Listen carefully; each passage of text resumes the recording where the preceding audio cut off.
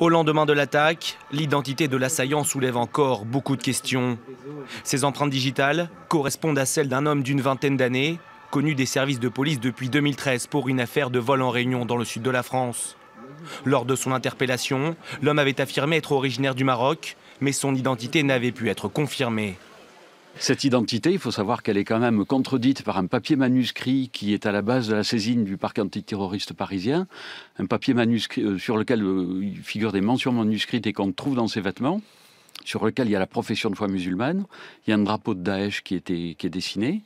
Il y a son nom, mais dans son nom, il se dit tunisien et pas marocain, comme l'identité qu'il avait déclarée dans le Midi de la France.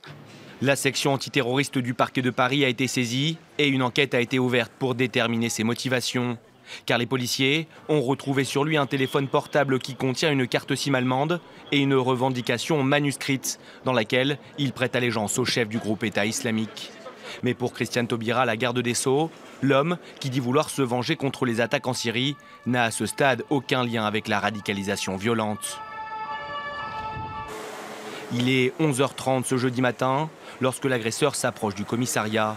Il est seul et armé d'un couteau type feuille de boucher.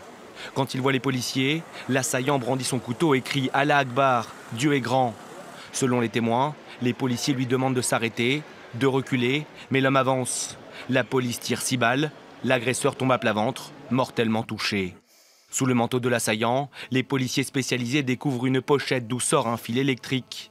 Ils craignent la présence d'une ceinture d'explosifs. Un robot de déminage et un chien sont alors envoyés sur place. Mais le dispositif s'avère finalement être factice.